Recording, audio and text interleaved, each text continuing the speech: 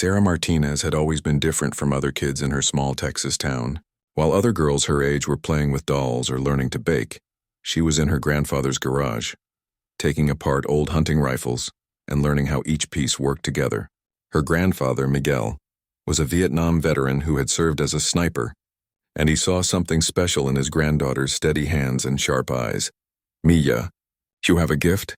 he would tell her as she carefully cleaned the barrel of his old Winchester. But gifts mean nothing without discipline and respect. Miguel taught Sarah everything he knew about firearms, marksmanship, and the mental discipline required to be truly accurate. By the time she was 12, she could hit a tin can from 200 yards with iron sights. By 15, she was outshotting grown men at the local shooting range, much to their embarrassment and amazement. Sarah's parents were initially concerned about their daughter's unusual hobby.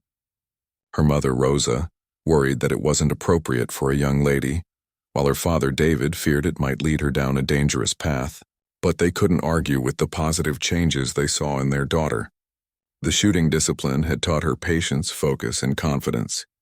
Her grades improved and she carried herself with a quiet assurance that impressed everyone who met her. When Sarah turned 18, she made a decision that surprised no one who really knew her. She enlisted in the United States Army, specifically requesting assignment to military police with the goal of eventually qualifying for specialized units. Her recruitment officer was initially skeptical when this petite young woman from Texas claimed she wanted to be in combat roles, but her scores on the marksmanship tests quickly changed his tune. Basic training at Fort Leonard Wood was challenging, but Sarah thrived. She excelled in every aspect of military training, from physical fitness to tactical exercises. Her drill sergeants noticed immediately that she had an unusual combination of natural talent and professional training that most recruits lacked. During weapons qualification, she scored perfect marks with every weapon system they put in her hands. "Where did you learn to shoot like that, Martinez?" Sergeant First Class Johnson asked after watching her put 30 rounds through the same hole at 300 meters. "My grandfather taught me." "Sergeant," Sarah replied simply. "Your grandfather must have been one hell of a shooter." "He was, Sergeant. Vietnam, 1st Cavalry Division." Sergeant Johnson nodded with new understanding and respect. Military families often produced exceptional soldiers, and it was clear that Sarah had inherited both natural ability and proper training from someone who understood what real marksmanship meant. After basic training, Sarah was assigned to Fort Bragg, home of the 82nd Airborne Division and numerous special operations units. She worked as a military police officer, but her exceptional marksmanship skills quickly caught the attention of her superiors. Within 6 months, she was selected for additional training as a designated marksman, a role that would put her specialized shooting skills to use in support of infantry operations. The designated marksman course was intense and challenging. Sarah found herself competing with seasoned soldiers, many of whom had years of combat experience. The course covered advanced marksmanship techniques, ballistics, weather reading, and the psychological aspects of precision shooting. Sarah absorbed every lesson like a sponge, her grandfather's early training providing a solid foundation for the advanced techniques she was learning. During one particularly challenging exercise, students were required to engage targets at various distances while under simulated combat stress. Instructors used smoke, noise, and time pressure to create realistic battlefield conditions. Many experienced soldiers struggled with the exercise, their accuracy degrading significantly under the artificial stress. Sarah, however, seemed to enter a different mental state entirely. The chaos around her faded into background noise as she focused entirely on her breathing, sight picture, and trigger control. Her grandfather had taught her that true marksmanship wasn't just about perfect conditions on a peaceful range, but about maintaining that same precision when everything around you was falling apart. "Outstanding performance, Martinez," the chief instructor told her after reviewing her targets. "I've been running this course for 8 years, and I've never seen a student maintain that level of accuracy under stress conditions." Sarah's reputation began to spread throughout Fort Bragg. She wasn't boastful or arrogant about her abilities, which only made her achievements more impressive to those who witnessed them. She approached every training exercise with the same quiet professionalism her grandfather had instilled in her, never seeking attention but consistently delivering results that exceeded expectations. During live-fire exercises with her military police unit, Sarah often found herself in the role of Overwatch, providing precision fire support for her teammates during building clearing operations. Her ability to place accurate shots at extended ranges while avoiding friendly forces made her an invaluable asset during complex tactical scenarios. One evening, while cleaning her rifle in the armory, Sarah was approached by a captain she didn't recognize. He was older than most officers she knew, with the weathered look of someone who had seen significant combat. His uniform was standard army, but something about his bearing suggested he was involved in specialized operations. "Private Martinez," he said. "I'm Captain Reynolds. I've been hearing some interesting things about your shooting abilities." "Yes, sir," Sarah replied, continuing to clean her weapon while speaking. "I represent a unit that's always looking for exceptional marksmen. We have some unique training opportunities that might interest someone with your skills." Sarah looked up from her rifle, meeting the captain's gaze directly. "What kind of unit, sir?" "The kind that doesn't advertise its existence," Captain Reynolds replied with a slight smile. "The kind that handles problems other units can't solve." Sarah considered his words carefully. She had joined the army to push herself and serve her country to the best of her abilities. If there were opportunities to do that at a higher level, she was interested. "What would be required, sir?" "Additional training, much more challenging than anything you've experienced so far. Advanced courses that most soldiers never get the opportunity to attend. The chance to work with some of the most elite units in the military." Sarah thought about her grandfather's words about gifts and discipline. She had been given natural abilities, but she had also worked hard to develop them. Maybe this was the next step in that development. "I'm interested, sir." Captain Reynolds nodded approvingly. "I thought you might be. Report to Building 41150 tomorrow at 600 hours. Bring your gear and be prepared for an evaluation." As Sarah watched the captain walk away, she felt a mixture of excitement and nervousness. She had no idea that this conversation would eventually lead her to a situation where she would accomplish something that even the most elite special operations forces had been unable to achieve. The next morning, Sarah arrived at Building 41150 30 minutes early, as her grandfather had taught her. The building was nondescript from the outside, but inside she found a small group of soldiers who all carried themselves with the same quiet professionalism she had noticed in Captain Reynolds. None of them wore unit patches or identifying insignia, and their equipment was clearly several steps above standard Army issue.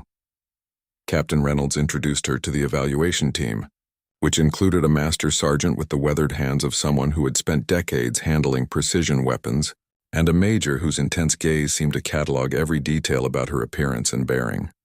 "Martinez, this evaluation will test everything you think you know about marksmanship," the Master Sergeant Williams explained. "We're not interested in range scores or qualification standards. We want to see how you perform under conditions that simulate real-world operations." The first test took place at a range unlike any Sarah had used before. Instead of standard paper targets at known distances, she faced a complex scenario with multiple targets at varying elevations and ranges, some partially concealed, others moving. Weather conditions were deliberately challenging, with swirling winds and intermittent light rain that would affect bullet trajectory. Sarah was given a rifle she had never used before, a custom-built precision system that was significantly more advanced than her standard Army weapon. She was allowed only 10 minutes to familiarize herself with the new rifle before beginning the exercise. "This weapon has different characteristics than what you're used to," Master Sergeant Williams explained. "Heavier trigger, different scope, modified stock. In operational situations, you don't always get to use your preferred equipment." Sarah spent the 10 minutes carefully examining the rifle, working the action, and getting a feel for the trigger. Her grandfather had taught her that a good shooter could adapt to any weapon system, and she applied those lessons now. She noted the rifle's balance point, tested the trigger's break point, and studied the scope's reticle pattern. When the exercise began, Sarah forced herself to slow down and apply the fundamentals her grandfather had drilled into her. Each shot required careful calculation of wind speed and direction, distance estimation, and compensation for the unfamiliar weapon's characteristics. The moving targets required her to calculate lead times while maintaining smooth tracking movements. The evaluation team watched in silence as Sarah methodically engaged each target.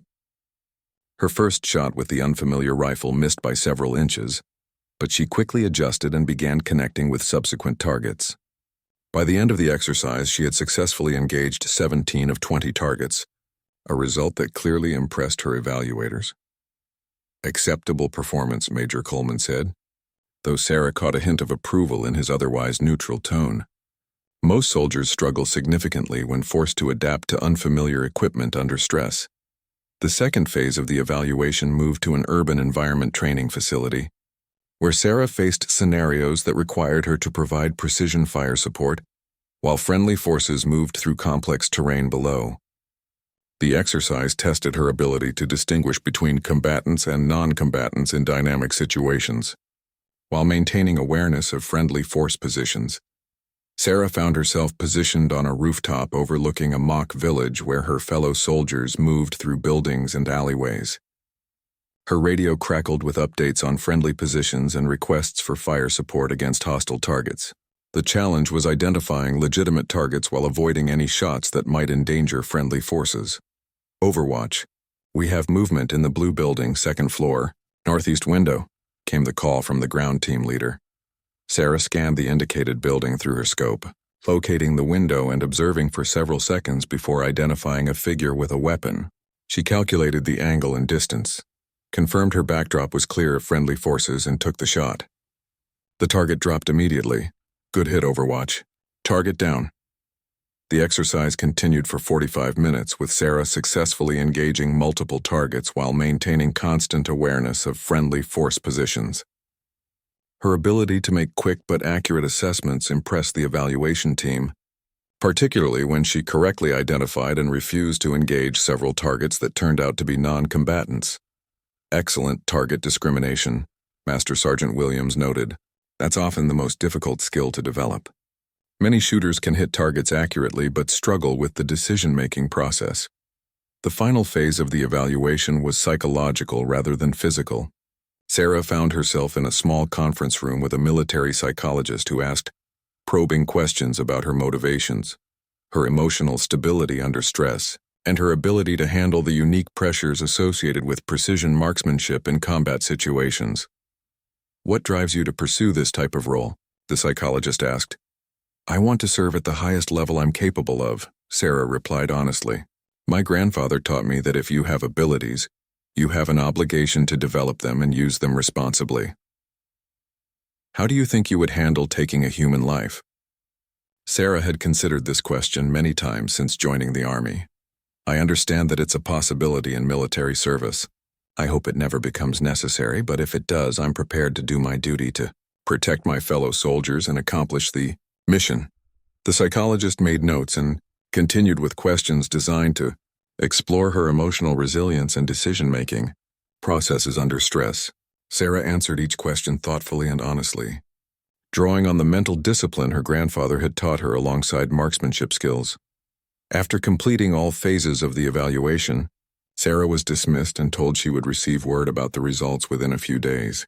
She returned to her regular duties with her military police unit, but found it difficult to concentrate on routine tasks. The evaluation had been unlike anything she had experienced, and she was eager to learn whether she had been accepted for whatever program Captain Reynolds represented. 3 days later, she received orders to report to Captain Reynolds' office. When she arrived, she found him reviewing a thick file that she assumed contained her evaluation results. "Congratulations, Martinez," he said without preamble. "You've been selected for specialized training that will significantly expand your capabilities as a precision marksman." Sarah felt a surge of excitement but maintained her professional composure. "Thank you, sir. What does the training involve?" "Advanced courses that are typically reserved for special operations personnel. Sniper school, advanced reconnaissance training, and specialized programs that aren't available to conventional forces. You'll be working alongside some of the most elite units in the military." Captain Reynolds handed her a new set of orders that would transfer her to a special training unit for an indefinite period. The paperwork was stamped with classifications and codes she didn't recognize, indicating that her new assignment was significantly more sensitive than her previous duties. "One more thing, Martinez," Captain Reynolds said as she prepared to leave. "The training you're about to begin will challenge everything you think you know about yourself and your abilities. Some students don't make it through the program, but based on your evaluation results, I believe you have the potential to become truly exceptional." As Sarah left Captain Reynolds's office, she reflected on how much her life had changed since that conversation in the armory. She was about to begin training that would test her limits in ways she couldn't yet imagine, but she felt ready for the challenge. Her grandfather's lessons about discipline, respect, and responsibility had prepared her for this moment, even if neither of them could have predicted where those early shooting lessons would ultimately lead. The specialized training began at a facility that didn't exist on any official maps. Sarah found herself among 12 other soldiers, all of whom had been selected for exceptional abilities in marksmanship, reconnaissance, or tactical operations. The group included seasoned Rangers, Marines, and even one Navy SEAL, all of whom initially questioned what a military police private was doing among such experienced operators. Their first instructor was a grizzled master sergeant named Rodriguez, who had spent 15 years in various special operations units. He made it clear from the beginning that rank and previous experience meant nothing in his program. "I don't care if you're a private or a colonel," Rodriguez announced to the assembled students. "I don't care if you've been to Ranger School or SEAL training. Everyone here starts at the same level, and you'll advance based only on your performance in my courses." The training began with advanced marksmanship techniques that went far beyond anything Sarah had learned previously. Students learned to calculate complex ballistic solutions in their heads, accounting for factors like temperature, humidity, barometric pressure, and Coriolis effect.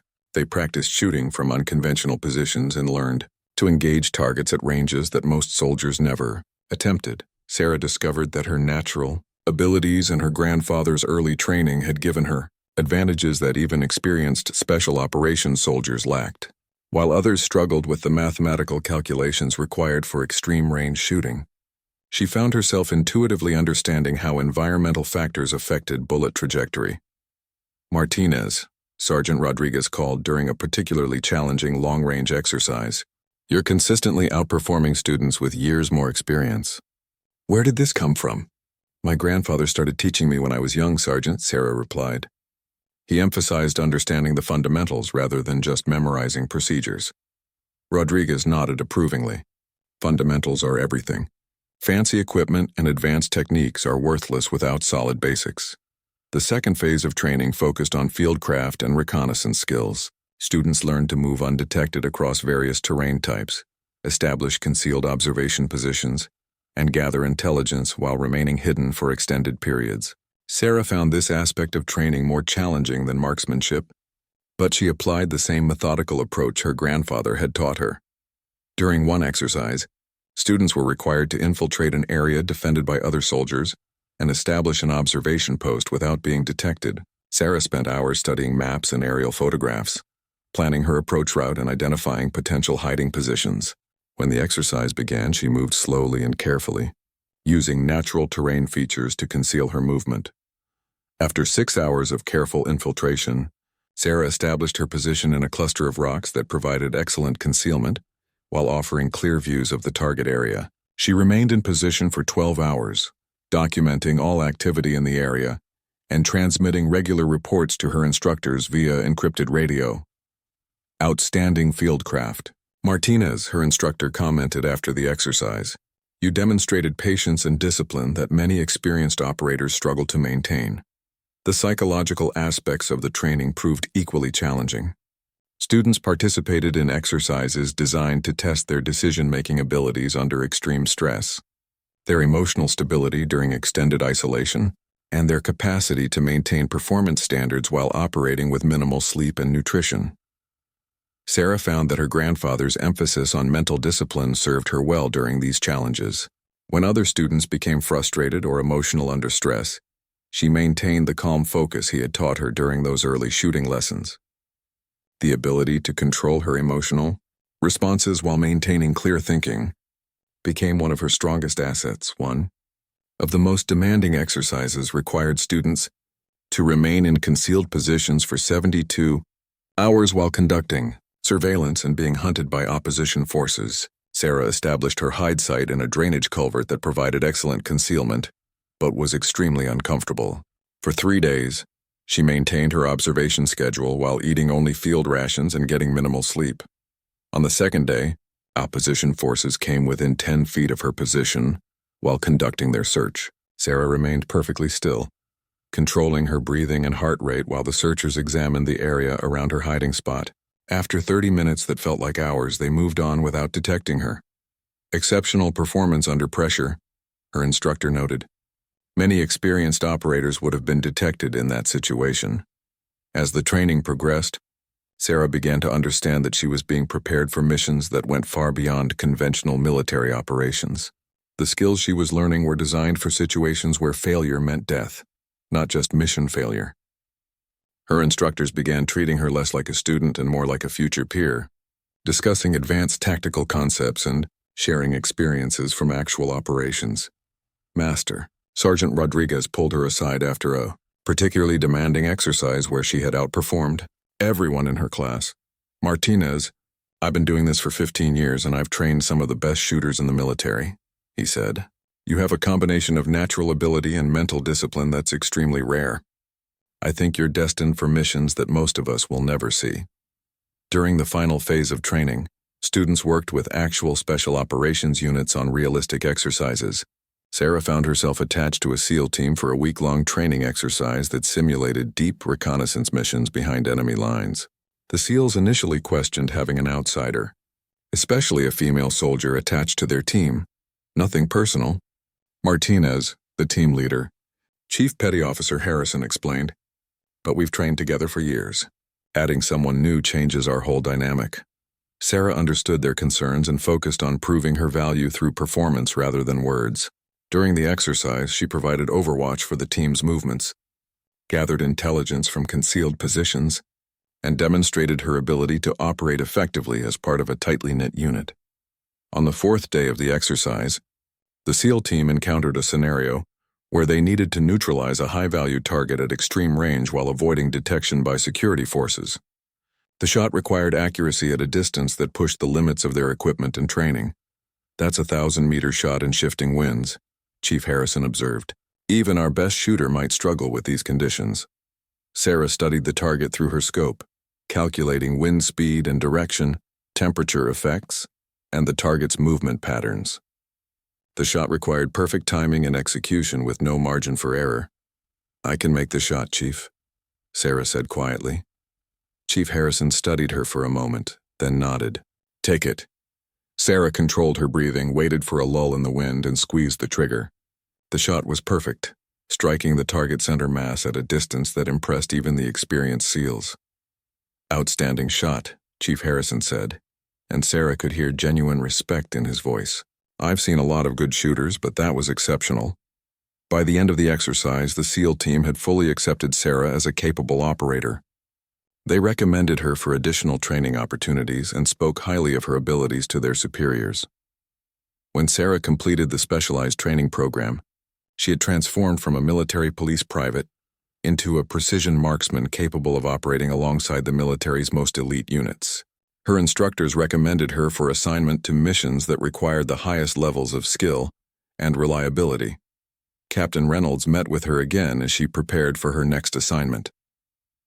Martinez, you've exceeded everyone's expectations, he said. You're about to be assigned to missions that will test everything you've learned. The training was just preparation for what comes next. Sarah's first operational assignment came 6 months after completing her specialized training.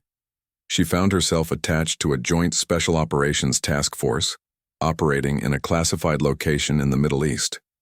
The mission briefing revealed a situation that had been developing for several weeks and had already proven too challenging for conventional approaches. Colonel Matthews, the task force commander, addressed the assembled team in a secure briefing room. We have a high-value target who has been conducting operations against our forces and local civilians. This individual has proven extremely elusive and is currently holed up in a compound that presents significant tactical challenges. The target was a bomb maker named Hassan al-Rashid, who had been responsible for numerous attacks against coalition forces and Iraqi civilians. Intelligence indicated he was preparing for a major operation that could result in hundreds of casualties. The compound where he was hiding was located in a densely populated urban area, making conventional assault extremely risky. Previous attempts to neutralize this target have failed, Colonel Matthews continued.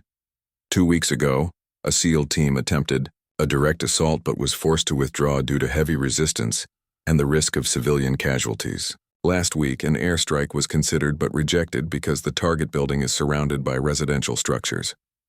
Sarah studied the aerial photographs and intelligence reports as Colonel Matthews outlined the tactical challenges. The compound was a 3-story building, surrounded by narrow streets and closely packed civilian homes. Al-Rashid rarely exposed himself outside the building, and when he did, it was only for brief moments that made targeting extremely difficult. The target has been observed only twice in the past month, the intelligence officer reported.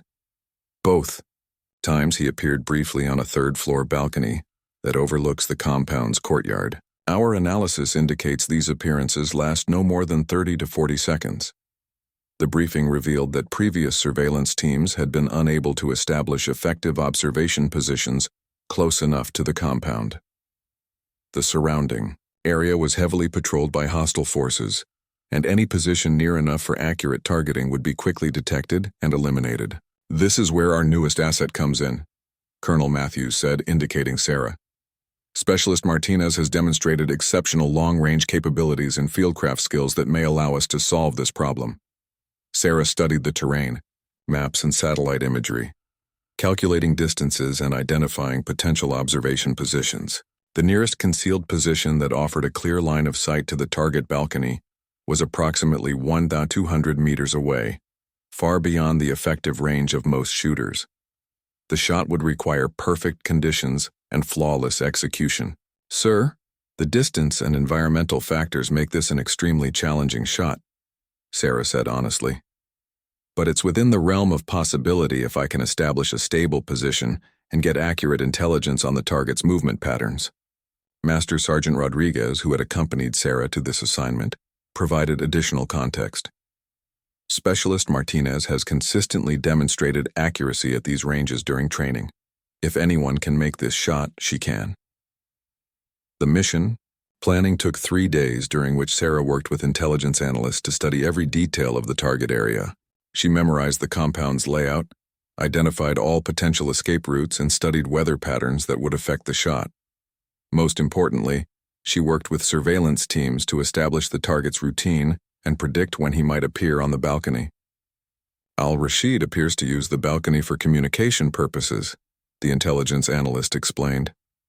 "Our signals intelligence suggests he receives updates from his network via radio or satellite phone. The calls typically occur between 1400 and 1500 hours local time." Sarah calculated that the shot would need to be taken during the afternoon hours when heat shimmer and wind patterns would be most challenging. She requested specific ammunition and rifle modifications to optimize her equipment for the extreme range and environmental conditions. The infiltration took place over 2 nights, with Sarah and a small reconnaissance team moving carefully through hostile territory to reach the observation position. They established their hide site in the ruins of an abandoned building that offered concealment while providing the necessary line of sight to the target compound. Sarah spent hours preparing her shooting position, using sandbags and improvised supports to create a stable platform for her rifle. She calculated range cards for various points around the target balcony and prepared for different wind and light conditions. Every detail had to be perfect because she would likely get only one opportunity. "The hide site is well concealed," her spotter, Sergeant Davis, reported. "We have clear visibility of the target area and multiple escape routes if we're detected." On the first day of surveillance, Al-Rashid did not appear on the balcony.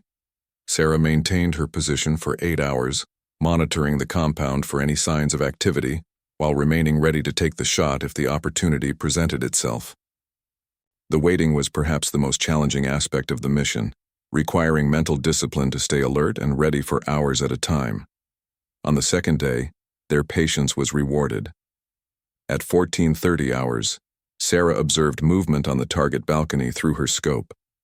A figure emerged briefly but returned inside before she could positively identify the target.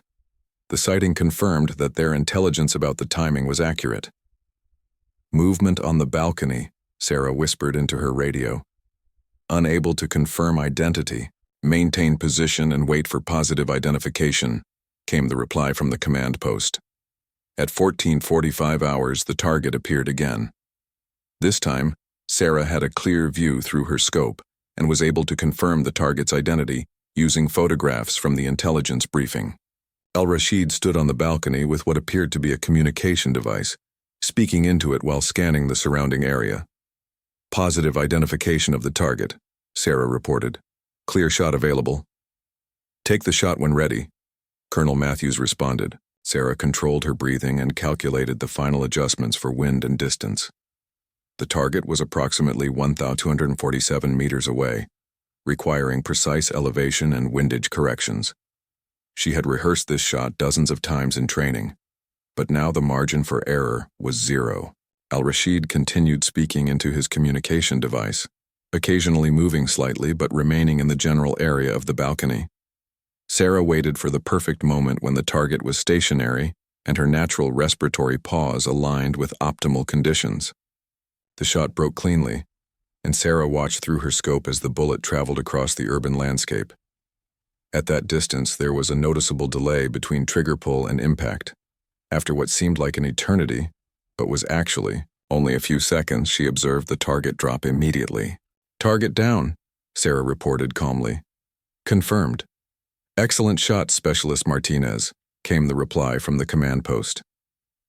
The team immediately began their exfiltration procedures, leaving the observation position and moving toward their extraction point. They needed to clear the area quickly before hostile forces could organize a search and locate their position. During the extraction, Sarah reflected on the shot she had just made. At 1,247 meters, it was the longest successful engagement she had ever attempted under operational conditions. More importantly, the mission had succeeded where previous attempts by highly experienced special operations units had failed. Outstanding work, Martinez, Sergeant Davis said as they moved toward the extraction point. I've spotted for a lot of shooters, and that was as good as I've ever seen. When they reached the extraction point and boarded the helicopter for return to base, Sarah felt a mixture of satisfaction and solemnity. She had successfully completed her first operational mission, but she was also aware that she had taken a human life. Her grandfather's lessons about responsibility and the weight of life and death decisions helped her process the emotional aspects of what she had accomplished. The success of Sarah's first operational mission earned her recognition throughout the special operations community, but it also brought new challenges and responsibilities. Word of her exceptional long-range capabilities spread quickly among units that faced similar tactical problems. Within weeks of her return from the Middle East, she found herself briefed for an even more complex mission. Colonel Thompson, the commander of a classified special operations unit, personally requested Sarah for an operation that had been in planning stages for months. The mission involved a target that conventional approaches had been unable to reach, and multiple elite units had already attempted and failed to complete the objective.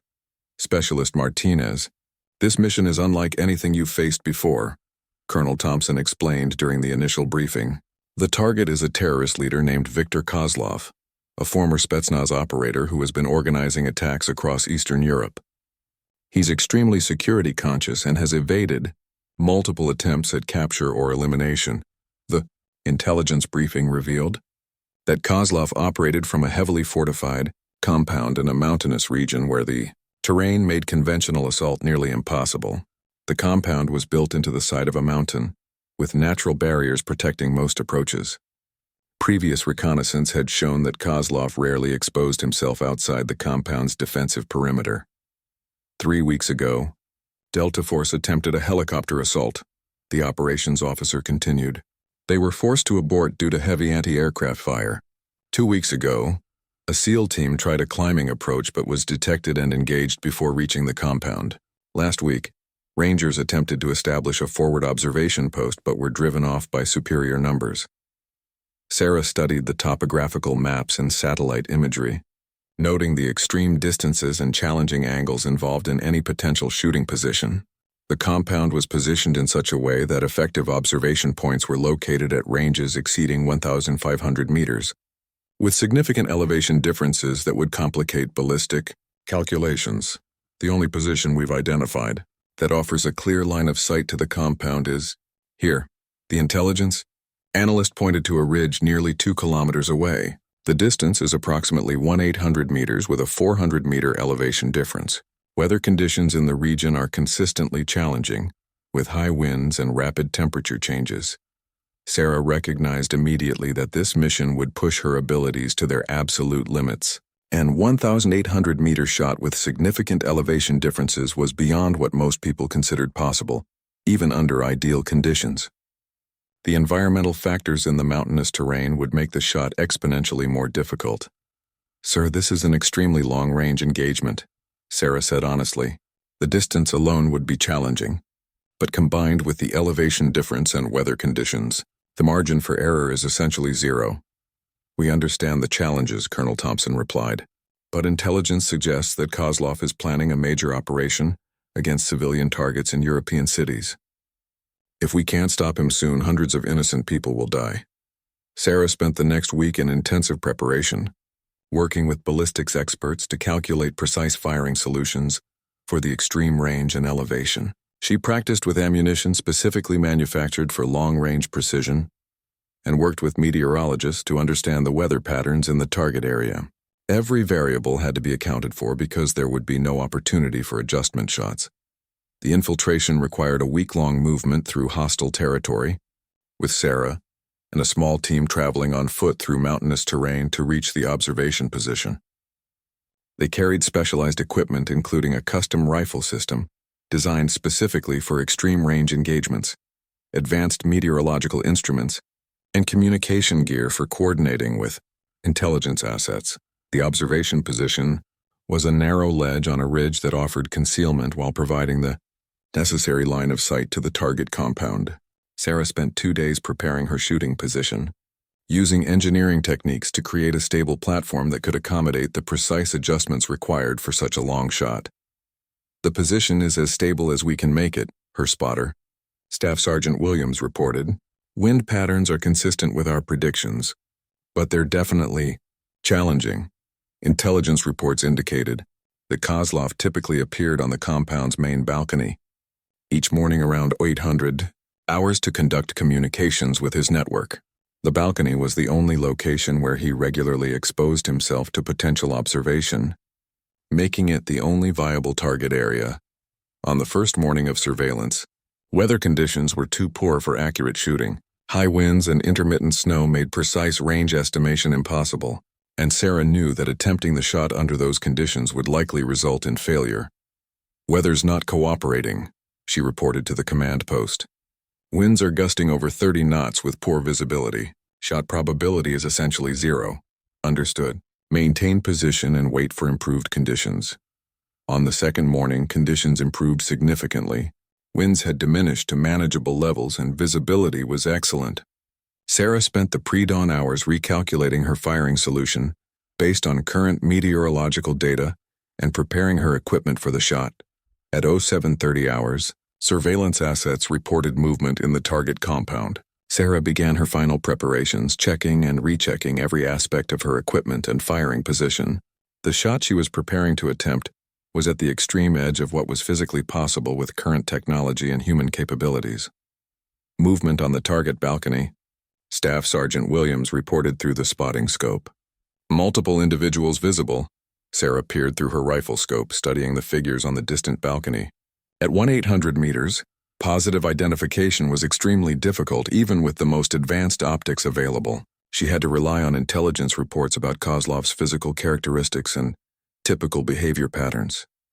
"I see 3 individuals on the balcony," Sarah whispered, unable to confirm positive identification at this range. Intelligence assets monitoring communications in the area reported increased radio traffic from the compound, suggesting that Kozlov was indeed conducting his normal morning coordination calls. This supported the assessment that he was likely among the figures on the balcony. At 0755 hours, one of the figures separated from the group and moved to a position at the edge of the balcony. Through her scope, Sarah could see that this individual matched the physical description of their target and was engaging in behavior consistent with conducting radio communications. "Target acquired," Sarah reported. "Individual matching target description in clear view." "You are cleared to engage when ready," came the response from the command post. Sarah began her final preparations for the shot. The distance required precise calculations for bullet drop, wind drift, and the effects of air density at altitude. She had only one opportunity, because the sound of the rifle would immediately alert the compound to their presence, and Kozlov would disappear into the fortified structure.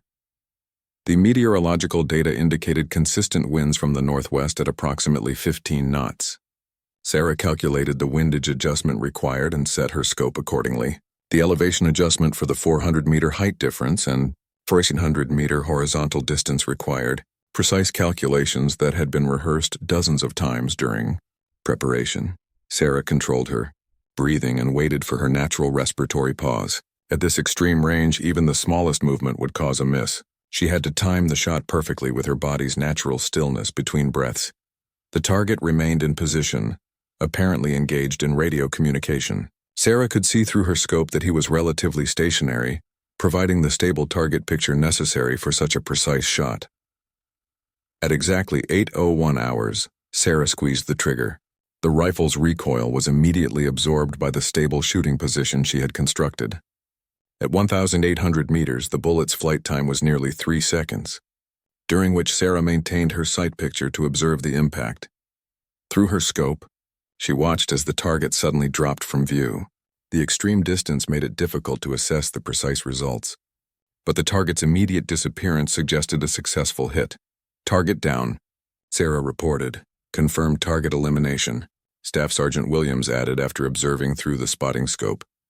Intelligence assets monitoring the compound reported immediate chaos and alarm among the remaining personnel, confirming that something significant had occurred.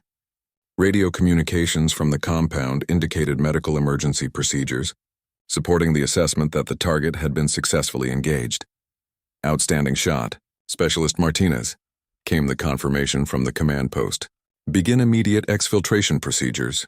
The team quickly packed their equipment and began moving away from the observation position. They needed to clear the area rapidly before hostile forces could organize a response and locate their position. The successful shot had been accomplished at a range that many experts see. The 1,800-meter shot that eliminated Viktor Kozlov became legendary within the special operations community, though the details remained classified at the highest levels. Sarah found herself in the unusual position of being simultaneously unknown to the general public and famous among the military's most elite units. Her capabilities had solved problems that conventional approaches and even the most experienced special operations forces had been unable to address. General Morrison, the commander of Joint Special Operations Command, personally debriefed Sarah after the Kozlov mission. His office was filled with awards and photographs from decades of special operations, representing the highest levels of military achievement. Specialist Martinez, in 30 years of special operations, I've never seen a single individual provide solutions to tactical problems that entire teams couldn't solve, General Morrison said. Your unique capabilities are becoming essential assets for missions that were previously considered impossible. Sarah maintained her characteristic professionalism, but she was beginning to understand the broader implications of her abilities. She wasn't just an exceptional marksman.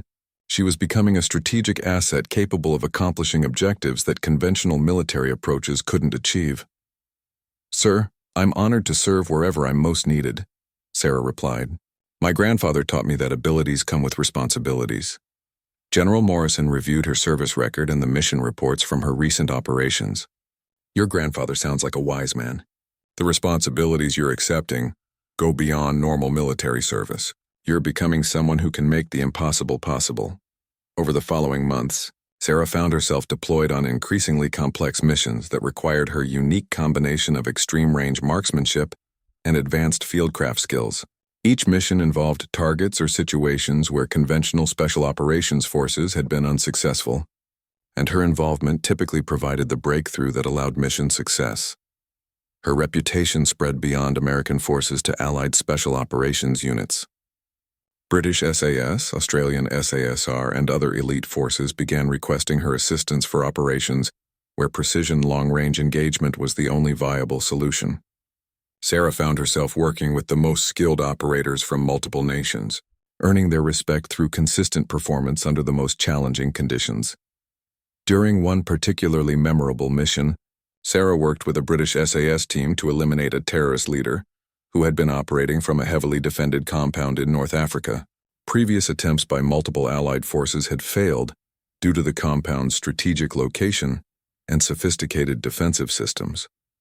The target area is essentially a fortress, Major Pemberton, the SAS team leader, explained during the mission briefing. Every conventional approach has been tried and failed. We need someone who can engage from outside their defensive perimeter. Sarah studied the intelligence reports and aerial photographs, identifying a position that would allow engagement at approximately 1,600 meters. The shot would require precise timing to coincide with the target's brief appearance during daily communications, but it was within her proven capabilities. The mission was successful, with Sarah's precision shot eliminating the target, while SAS operators provided security and intelligence support. The collaboration between different special operations forces became a model for future complex operations. As Sarah's operational experience grew, she began to understand patterns in how her capabilities could be best utilized. She developed new techniques for extreme-range shooting in various environmental conditions and created training protocols that could be used to develop other marksmen, though none achieved her level of consistency at extreme distances. Master Sergeant Rodriguez, who had become her primary mentor and often accompanied her on missions, observed the evolution of her skills with professional admiration. "Martinez, you've developed into something unprecedented in special operations," he told her after a successful mission in Southeast Asia.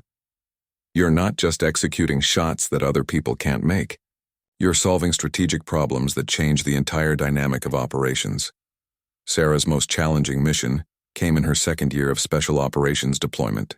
Intelligence agencies had identified a meeting between several high-value terrorist leaders who were planning coordinated attacks across multiple continents. The meeting was scheduled to take place in a remote location, where conventional assault was impossible and airstrikes were ruled out due to political considerations. "This is a once-in-a-lifetime opportunity," Colonel Stevens explained during the briefing. "If we can eliminate these targets simultaneously, we can disrupt terrorist networks across 3 continents. But the tactical challenges are unprecedented. The targets would be meeting in an outdoor pavilion that was protected by natural terrain features and sophisticated security measures. The only viable shooting position was located nearly 2 kilometers away, across a valley with challenging wind patterns and variable atmospheric conditions. The shot distance is approximately 1,950 meters with multiple targets that need to be engaged in rapid succession," the intelligence analyst explained. "This exceeds the range of any successful engagement in military history." Sarah studied the mission parameters and realized that success would require not just exceptional marksmanship, but also innovative tactical approaches. She worked with technical specialists to develop ammunition specifically optimized for the extreme range and collaborated with meteorologists to predict atmospheric conditions during the target window. The mission preparation took 3 weeks, with Sarah practicing rapid target engagement at extended ranges using specially constructed training facilities. She developed techniques for quickly transitioning between multiple targets at extreme distance while maintaining the precision required for clean hits. The infiltration required a complex multi-stage approach, with Sarah and her support team traveling through hostile territory for 5 days to reach the observation position. They established a concealed hide site that provided the necessary line of sight while offering protection from detection by sophisticated surveillance systems. On the day of the operation, atmospheric conditions were marginal, but within acceptable parameters. Sarah prepared multiple firing solutions for different target positions within the pavilion and coordinated timing with intelligence assets monitoring the target location. At the designated time, surveillance confirmed that all targets had arrived at the meeting location. Sarah could observe the figures through her scope, but positive identification at nearly 2 kilometers required coordination with intelligence assets using advanced surveillance equipment. "All targets confirmed present," came the report from intelligence assets. "You are cleared to engage." Sarah engaged the first target with a precision shot that required perfect calculation of ballistic trajectory over the extreme distance. Before the sound of the shot could reach the target area and alert the remaining individuals, she had already transitioned to the second target and fired again. Within 30 seconds, she had successfully engaged all primary targets, accomplishing an objective that conventional forces had deemed impossible. The rapid engagement at extreme range prevented any targets from escaping or taking defensive measures. "All targets down," Sarah reported. "Mission complete." The success of this mission established Sarah as the premier long-range precision marksman in military history. Her capabilities had solved tactical problems that conventional approaches couldn't address, and her techniques became the foundation for advanced training programs used by special operations forces worldwide. Years later, after her military service, Sarah returned to Texas where she established a training academy for precision marksmen. She married a fellow veteran and had children, passing on her grandfather's lessons about discipline, responsibility, and the proper use of exceptional abilities. Her grandfather, Miguel, lived to see her achievements. Though he never learned the classified details of her most significant missions, he understood, however, that the skills he had taught her as a child had grown into something extraordinary that served her country and protected innocent lives. "Mija, you used your gifts well," he told her during one of their last conversations. "You never forgot that abilities come with responsibilities." Sarah's story became a legend within special operations communities, though most details remained classified. She had proven that exceptional individual capabilities, properly developed and employed, could accomplish objectives that even the most elite teams couldn't achieve. Her legacy continued through the marksmen she trained and the tactical innovations she developed, ensuring that her unique contributions would benefit future generations of special operations forces.